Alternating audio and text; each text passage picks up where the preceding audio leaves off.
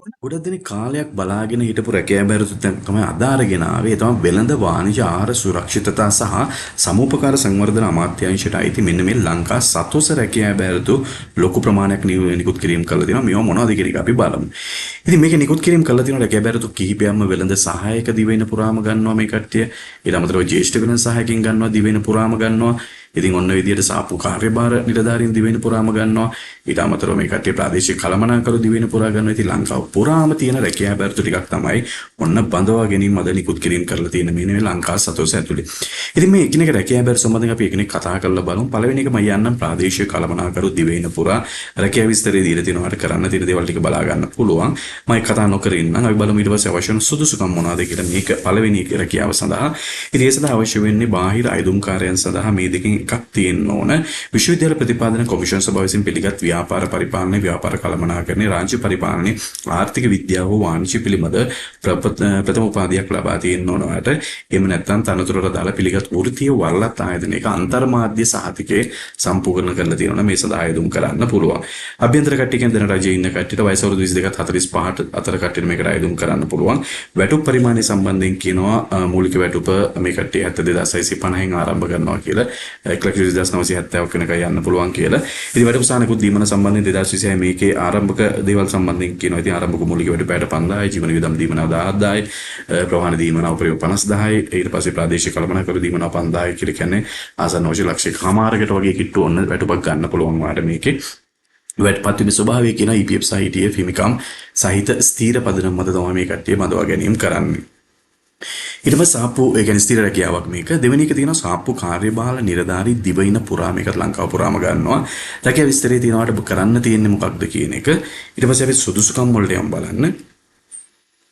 බාහිර අයදුම්කරුවන් සඳහා වෙන ටික මම කතා කරන්නම්. විශ්වවිද්‍යාල ප්‍රතිපාදන කොමිෂන් සභාව විසින් පිළිගත් සුදුසු විෂය සංකලනයේ සහිත ව්‍යාපාර පරිපාලනය, කළමනාකරණය, රාජ්‍ය පරිපාලනය, වාණිජ්‍ය පිළිබඳව ප්‍රථම උපාධියක් වාට තියෙන්න ඕන. ඒ කියන්නේ බැචලර් ඩිග්‍රී එකක් තියෙන්න ඕන මේ සයිඩ් එකේ.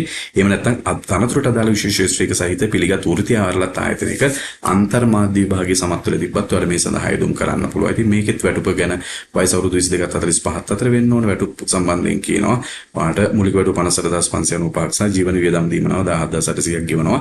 EPF සහ ETF හිමිකම් සහිත ස්ථීර පදනම මත තමයි ගන්න. ඉතින් ස්ථීර රජ ඔන්න රැකියාවක් ඔයාලට ගන්න පුළුවන්.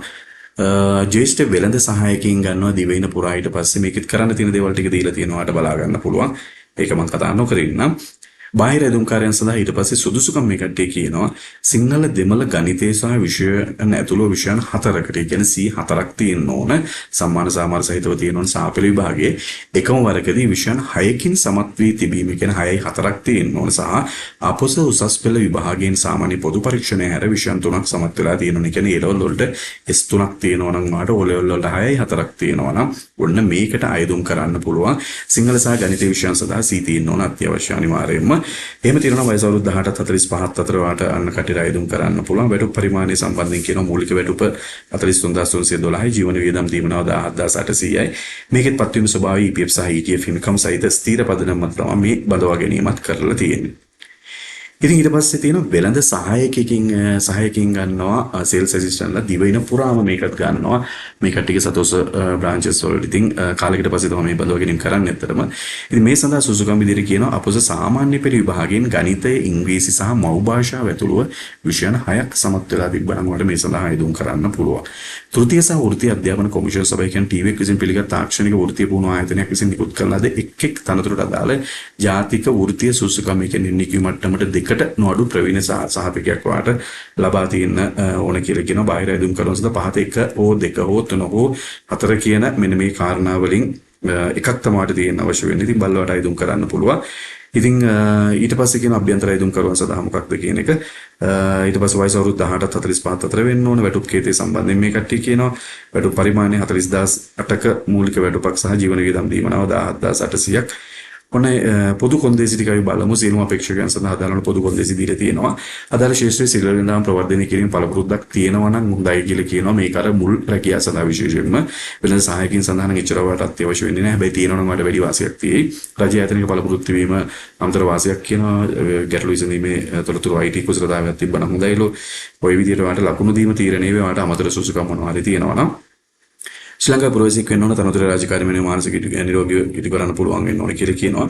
අවශ්‍ය සුදුසුකම් පළපුරුද්ද සහ ප්‍රවීණතා ඇති අපේක්ෂකයින්ට ඔවුන්ගේ ජීවන දත්ත පත්‍රිකයක වගේ CV එක අදාළ අධ්‍යාපන සහ වෘත්තීය සහතිකපත් පිටපත් සමග ලියාපදිංචි තැපෑලෙනවා 2026 ජූලි මාසේ 11 වෙනිදා හෝ ඊට පෙර වායේ වන්න ඕන මේක. ඒ කියන්නේ ඔයා විසින් සකස් කරපු CV එකක් අයදුම් පත්‍රයක් තමයි යවන්න ඕන. ඔයාට එම ෆෝමැට් එකක් අත්‍යවශ්‍ය වෙන්නේ නැහැ. මේ ෆෝමැට් එක කියලා ඔයාට පුළුවන් ඔයාටම කියලා අදන තියෙන CV එක මේ සදා පාවිච්චි කරන්න. හැබැයි ඒකත් එක්ක වාගේ කොපීස් ටික යවන්න අනිවාර්යෙන් මේ ලියාපදිංචි තැපෑලෙන් ජූලි මාසේ 11 වෙනිදාට කලින් නියෝජ්‍ය සාමාන්‍ය අධිකාරී මානව සම්පත් සහ පරිපාලන ලංකා සතුස ලිමිටඩ් අංක 27 4 මහලුව සතුස මහලේකම් ගොඩනැගිල්ල වොක්ෂෝල් වීදියේ කොළඹ 2 කියන ඉදිරිපිනේට ඊට පස්සේ කියනවා මේ කට්ටිය vacancies at lankasatus.org වෙත විද්‍යුත් තැපෑලෙන් යොමු කළ යුතුයි කියලාත් මේ කට්ටිය කියලා කියනවා. ඉතින් මේ කියන විදිහට හැම නැත්නම් ඔයා ෆිසිකලි යවනවා නම් මේ විදිහට යවන්න පුළුවන්.